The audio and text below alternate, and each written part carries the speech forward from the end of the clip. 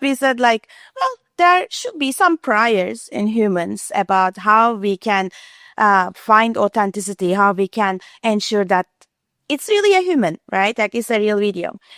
So in that sense, we actually looked at like what can be that like generalizable prior in humans, and we said, well, maybe the blood. Like all of us have blood, all of us have like a heart.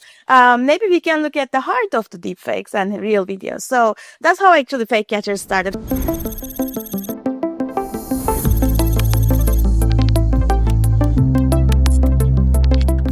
Ilke Demir, welcome to the Human Zero Day. I'm so honored to have this time with you to talk about some of the most amazing work that you've been doing, which has been really inspiring for me, following from the sidelines, and not just because of how cool it is, but also I see the impact that it's creating, and the way that you're talking about it is the really, really awesome. So thank you so much for agreeing to be here.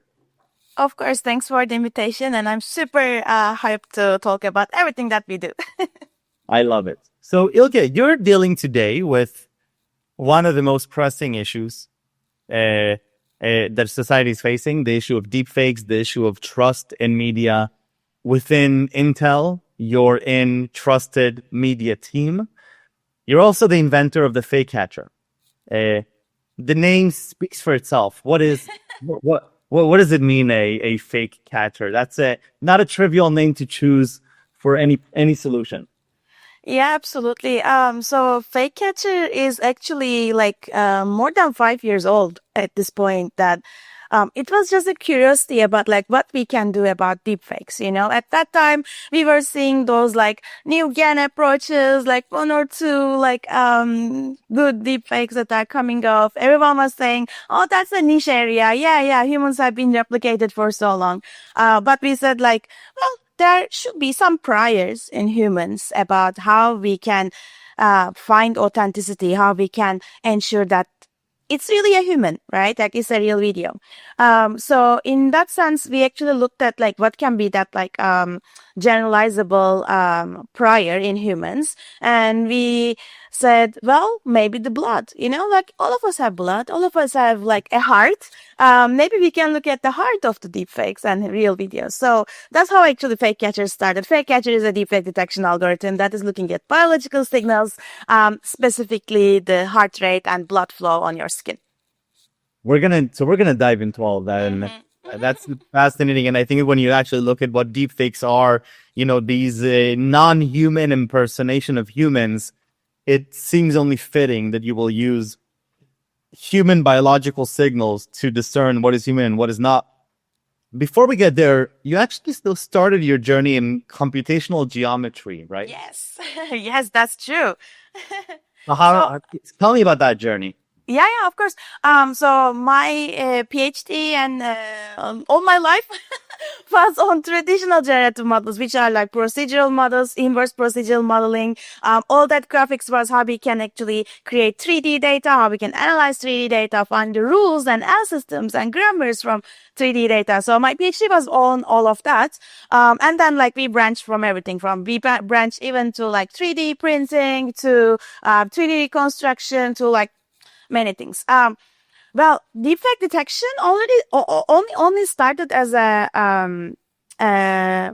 curiosity. Like at that time, I was working on human understanding in virtual reality. So how we can actually look at our eyes and maybe predict the next gaze, or how we can actually look at the hands, how we can look at the expressions and try to understand something about humans in VR space. And that was already giving some clues about like humans being predictable, humans having those signals, right? And when deepfakes were emerging, I switched a little bit just with this project, with the curiosity. But then throughout the life of I think my team in Intel, my position, we said let's actually like explore more. So after FakeCatcher, we did many different detectors. Then we started doing like responsible generative models, looking at media provenance, etc. So I think the whole transition started as a curiosity for me. I never left the 3D world either, so we still have many projects on like Gaussian splats or nerves or like any other like the 3D approaches that you may think of, but it's not the main focus right now. Wow. Okay, so it's take me 5 years ago to really the creation of the fake catcher. So, where are you? What's happening? What is making you say, this is what I'm going to do now? And did you know that 5 years down the line, you're still going to be doing it, but obviously, you know, leading it bigger and bigger? Yeah, great question. I think I will start from the end. I think I wouldn't have thought about like still working on FakeCatcher up to date. I would have imagined like I would be working on like different research area, not different research areas, but different research topics, not FakeCatcher. So so as I said, like we were looking at like human understanding in virtual reality, and then I said like there should be some priors in humans. And at that point, I think I don't remember where, but like in one of the topics or like research teams or at some point I saw the 2012 paper from Bill Freeman's group at MIT, which is one of the first photoflattismography papers, PPG papers. For those that don't know that big word, photoflattismography, that is finding the heart rate from videos. So, like we go to like physical devices and they find our heartbeats, heart rates. You can actually do it remotely, and that has been used in like patient monitoring for some time. So that's looking at the color composition from the skin and understanding your heart rate. So that's like photoflattismography. Anyway, then one of the first like remote photoflattismography papers from MIT, I saw it and I'm like, well, this sounds like a generalizable biological signal that we all have. And then I called my colleague who is the expert on PPG, called like Umur Çiftçi. He's a professor in Binghamton University, and he's like, can we actually like extract those signals, do some experiments, like just out of curiosity, just like extract me the signals and we will do the rest. And at that point, it was not even like we had like neural networks as TNNs and LSTMs and other things, but we to actually understand the feature space, we just threw SVMs on them, right? Like support vector machines on them, and try to find like what the feature space looks like, how we can actually find some distinction of real and fake signals in that space, etc. And then it evolved to FakeCatcher, basically. Wow. Okay. And when you started FakeCatcher in the beginning, so it sounds like you started it with an insight as to here's something that we can do, which would be 1, different, 2, unique, 3, maybe work, right? I mean, it sounds and really cool. That's like a 4th one. How, was it smooth sailing from the start? The introduction of FakeCatcher? I mean, we did many experiments, and it is like when you start a new project like that, and me myself, I never worked in PPG before, but I was so lucky to have my collaborator that actually, like a part of his PhD thesis is actually about like PPG signals and how we can actually process faces to have reliable PPG signals, etc. I think there was some at the beginning. There was some like persevering period about like we really think there is something in there, but how we represent that signal was important, right? Because that signal is not like super robust. Like you don't like exactly see, okay, this is the sinusoidal beautiful heart rate pattern in a heart rate monitor, Instead, like we looked at their differences, we looked at the different PPG types like GPPG, Chrome PPG, etc.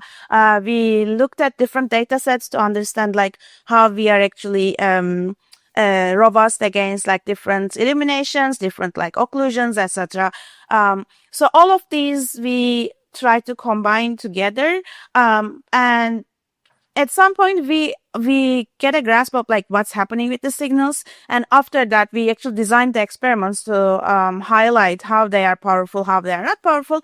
And then after the SVM space, we went to like we decided to use a simple CNN so that it is more robust to all those like artifacts that we mentioned that may be affecting the signals. And after having the CNN, we really saw that like, yes, this is actually working, like this is actually giving us results, etc. So yeah, that was in the rough start to understand how they behave, but after that, the experiments were going well. And so one of the things that we've been hearing in the space is that there's often, there's the lab and then there's the world. And the world behaves differently than the lab. And very diversity, different, everything changes. How true is that for deepfakes as well? Oh, absolutely, so true. So the very first data sets that we all started using is like beautiful data sets. Like I'm glad like all the data set creators are creating those data sets, but that's not actually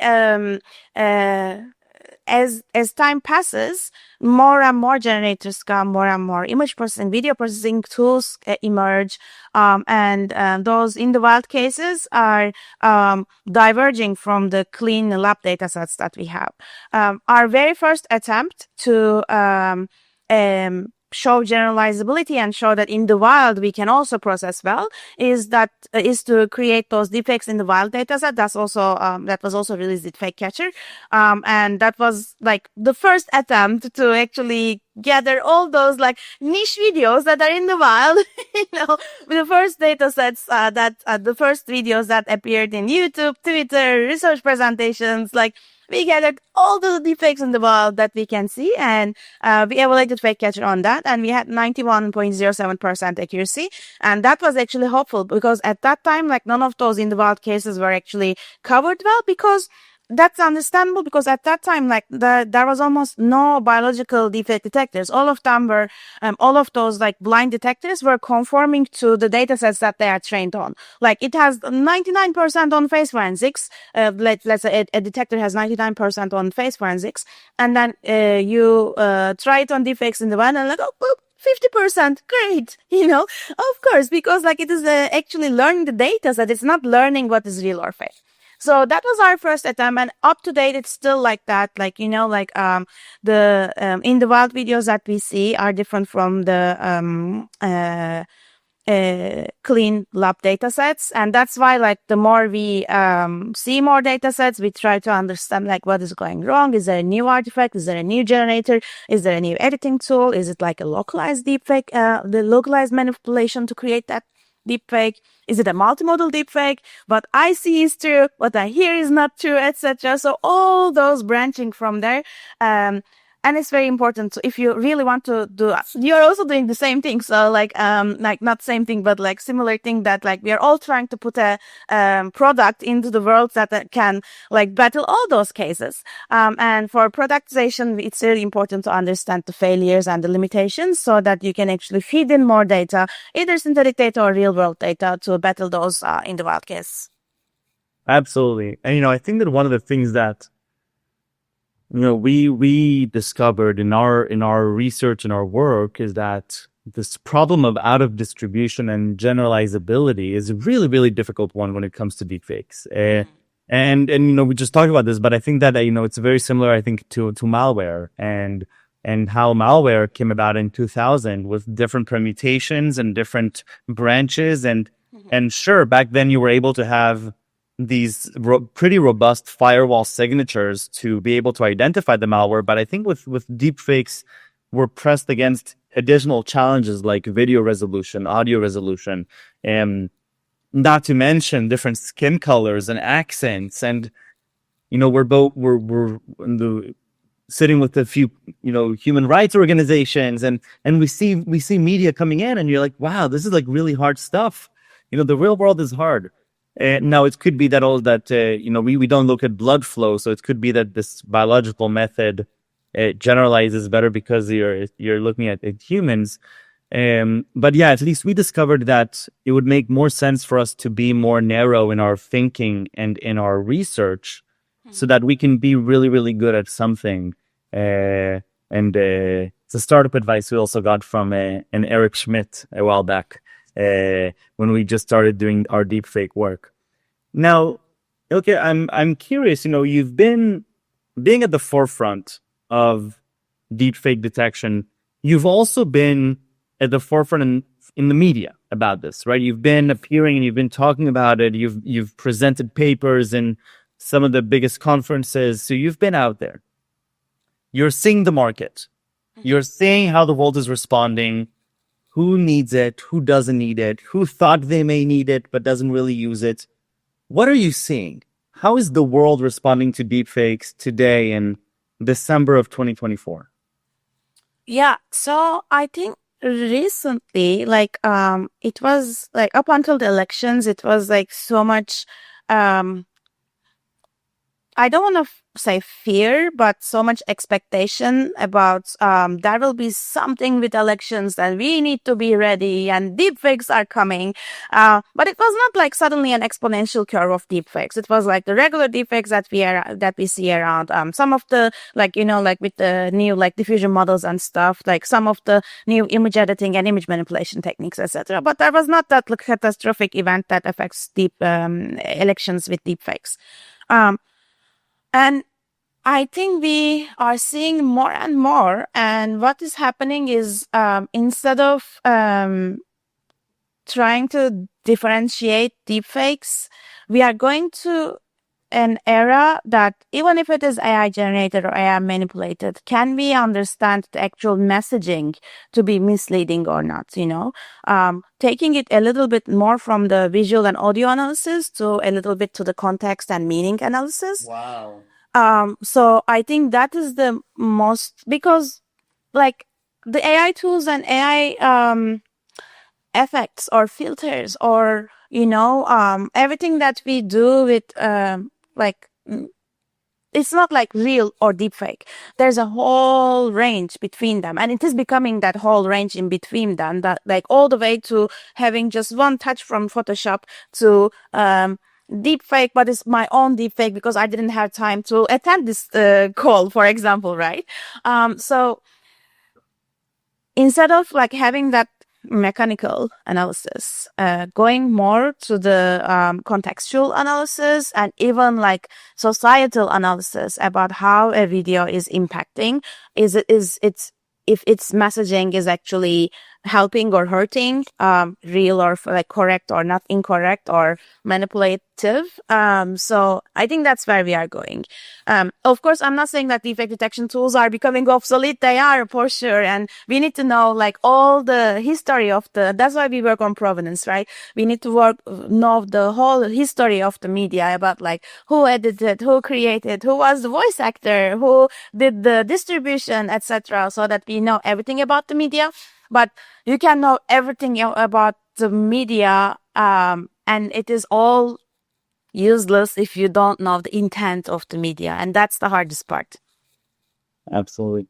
So, and Ilke, where do you, based on your understanding of deepfake detection in the market, because people have been looking at, this problem of the authenticity of a piece of digital media from a detection perspective, provenance, authentication, maybe even watermarking and prevention. Right. Where do you see deepfake detection being most suitable long term?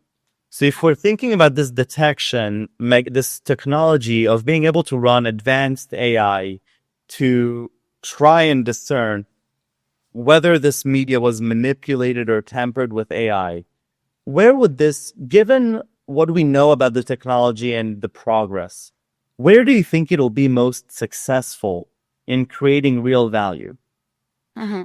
So when we build trusted media, our motto or our belief was always defect detection is a temporary solution. In an ideal world, in N years, we will have provenance data with all the media so that we won't need detection. And the more you are also in the same ecosystem. So you also know that like the more we are in this ecosystem, the more we see the provenance approaches, their implementations, etc. That the more we see that this utopian everything will have provenance idea is getting longer and longer and longer and longer. Not the very various reasons, right? Like all editing tools or capture tools or all generation tools, like everyone needs to be on the same page to actually have provenance. And like I may be talking a little bit too much like C2PA mindset. Doesn't need to be C2PA. It's great that if that is as a standard, but like as long as a hypothetical provenance solution is attached to all data, then at that point, hopefully you won't need detection.